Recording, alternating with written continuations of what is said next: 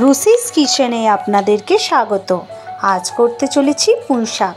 তার জন্য কেটে রেখেছি পুঁই শাক, বেগুন, আলু, কুমড়ো।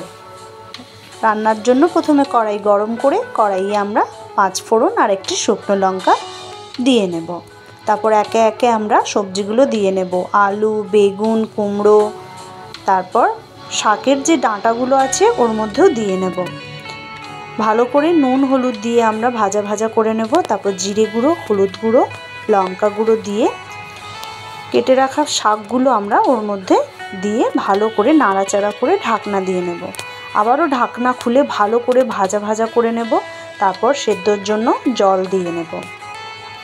জল দিয়ে ভালো করে আমরা নুনটাকে চেক করে নেব। চেক করে নাড়াচাড়া করে আবার ঢাকনা দিয়ে নেব সেদ্ধর জন্য।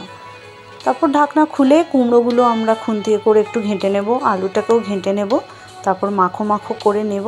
তাহলেই আজকের আমাদের পুঁই শাকের চচ্চড়ি রেডি।